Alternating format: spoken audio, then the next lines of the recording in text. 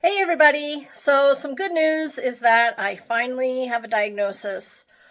It's been several years of having neurological symptoms that the neurologist can't figure out what's going on, put me on medication, doing physical therapy, and things just kept getting worse with the weakness and the nerves in my legs, and just joint pain getting really bad. And they finally did a spinal tap in October, and it did come back positive for the protein. So I do have a diagnosis of CIDP, which is chronic inflammatory demyelinating polyneuropathy. And yes, that is a mouthful. It's nice to know that we figured out what is going on, because before they just said I had an idiopathic neuropathy, which means they didn't know why. I'm not a diabetic. At first I thought it was from the many years of the blood pressure medication I was on. One of the very rare side effects is neurological issues, though the doctor didn't think that that's what was causing my issues. I had gone to a neurologist some years back. They did a bunch of tests and said, well, you've got an autoimmune disorder of some kind, but they said it wasn't lupus and it wasn't fibromyalgia, and it's none of the normal ones. And they did fancy tests, ones that I had to pay like $1,000 out of pocket to send some person to my house to draw it because the insurance wouldn't pay for it, and then they had to like send it off to some lab in another country. It was like this big deal.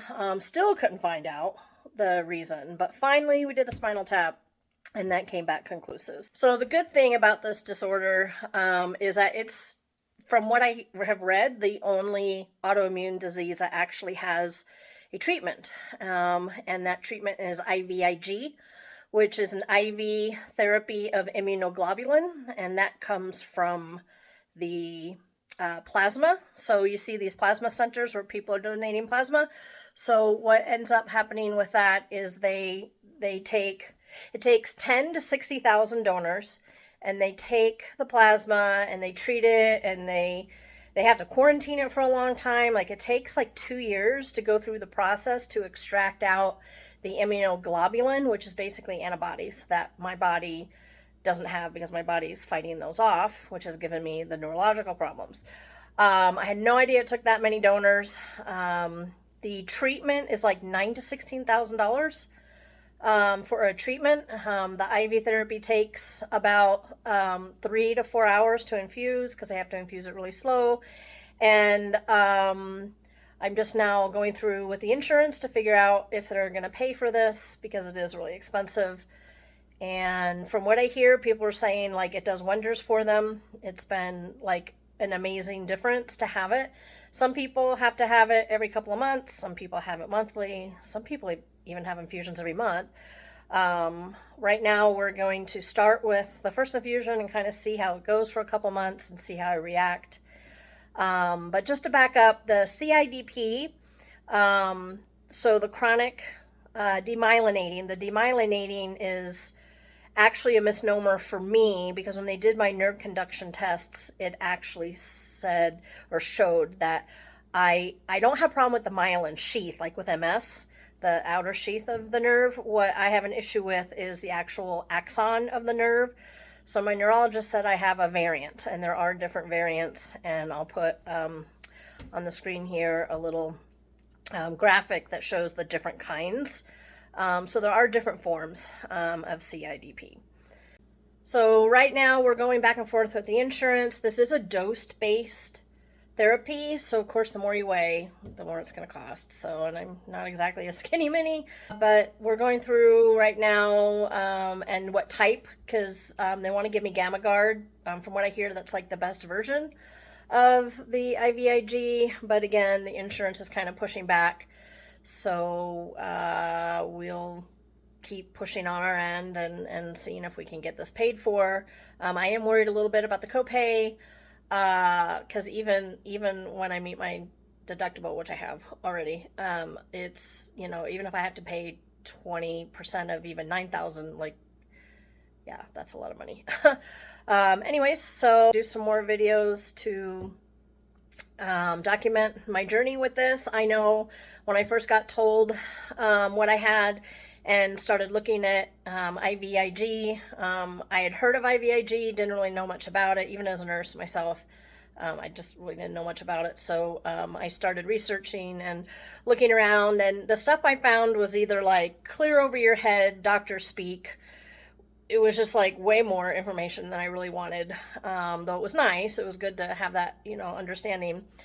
And there was the information that I found from people just posting their own videos was kind of all over the board.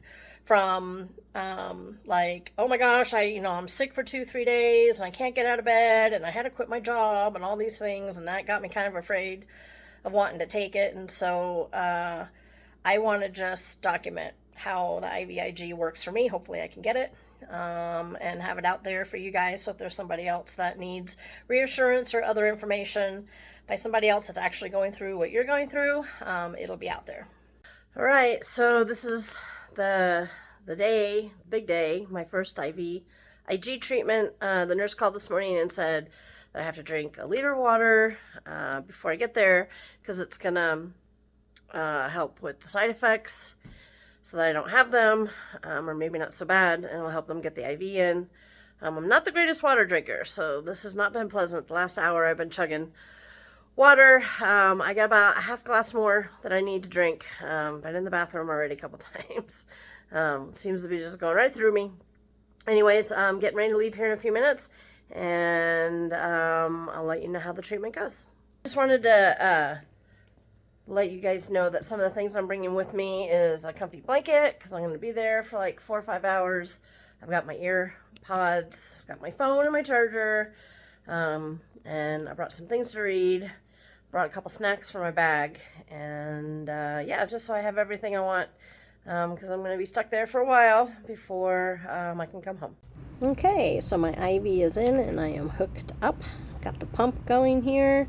And there is the magical IVIG. You can see on the pump it says 1 of 3. They started off slow. Make sure you don't have reactions. Make it go a little faster. Make sure you're okay. And then they bump it up even faster. Here I am coming back from my many trips to the bathroom. Okay, so I'm having my treatment. Just started.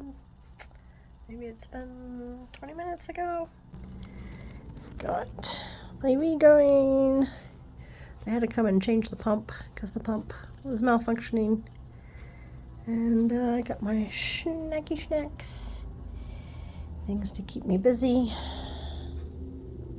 Yeah, so far so good. So one of the things I did want to say is that when I started looking into IVIG and looking at all the side effects, I was a little nervous. Actually almost didn't go through with the first dose, because you look at all these side effects, like you can have a stroke and you can have, some heart issues and blood clots and all of these things. It really got me nervous because I do have high blood pressure anyway. But I decided to do it. After talking with the infusionist, she says, they hardly ever see any types of side effects. So I did it. I was a little nervous, going into it, thinking, there's going to be something to go wrong, because I seem to be that 1% where if it's going to happen, it happens to me. But nothing happened. The infusion went perfectly. It took 3 hours to do the infusion. There was no problems. And I felt fine. They give you Tylenol and Benadryl 30 minutes before, at the infusion center, just to make sure you're not, it kind of, wards off the allergic type of effects that you might have, because it is a blood product. It is plasma, or comes from plasma. And so I didn't have any problems after either. Didn't feel sick, felt fine. I really expected the next day to feel like I had flu symptoms, because that's probably the biggest side effect, is the flu symptoms. I didn't have any. I felt fine. So if you're scheduled to do your first IVIG treatment and you're a little nervous about that, I would say don't be. If anyone was going to react to something, it was going to be me, and I didn't. So I had good results with it, and the what it's done for me, the positive effects of it, far outweigh for me, the fear of, not having it because I was afraid of side effects. So I just wanted to put that out there. Okay, this is now the 5th day post-infusion, and I have got to say, I absolutely am amazed at the difference that I've seen so far from everything that I've read. Well, the first things that I read said, well, it'll take about 3 weeks to start seeing results, and I was like, ugh, to have to wait. But really, after 3 days and into the 4th day, I really started feeling like I had more control of my right leg in stepping. I wasn't having tripping where I had like the toe drop issue. I also wasn't having issues as much with like the strength in the leg. So because my nerves aren't functioning that well, what was happening, especially with my right leg, is that the muscle was becoming a little more atrophied because I wasn't getting like that electrical impulse going through that usually tones your muscles, even if you don't like work out. But I wasn't getting that. Even though I was working out, I was noticing a lot of muscle weakness, like going downstairs. I'd have to hold the railing and I have to go like 1 foot at a time. I couldn't just walk down the stairs. Even holding the rail, I just couldn't walk normally like straight down the stairs. I had to like turn sideways, hold the rail, and then, do 1 foot and then the other. Going up the stairs was kind of the same thing. But now I can go up and down the stairs without holding the rail. That's like a huge difference. The other issue for me is I ride horses, and I haven't been able to ride horses for about 6 months. So for me, I feel like I can safely get on a horse now and feel like if something happened and a horse went one way or the other, or we were cantering, like I could actually use that leg to hold myself, whereas before I was kind of feeling a little sketchy about that. The other big thing that I notice is I do horse archery or mounted archery, and we do a thumb draw where we pull the string with our thumb, and this thumb joint has been probably has arthritis in it from just the years and years of doing that. And we've got indoor nationals coming up for regular indoor archery, and I had to change to a Persian release because I couldn't even pull the string back even like an inch. Like it was excruciatingly painful. My joint was really swollen. Was really having a hard time with that. But after my IVIG treatment, 4 days later, I went to shoot. I absolutely have no problems. Like I can bend my thumb. I have absolutely no pain. The swelling's down. So I'm assuming that's the IVIG helping, but if I can compete and be able to use my thumb, like that's amazing. If I can get on a horse, that's amazing. If I can just do regular things like getting in and out of the car, up and down the stairs, being able to squat and then like pick something up and then stand up without having to like, oh, I gotta hold on to the wall, because I can't do it. Like that's like a huge increase in the quality of life for me.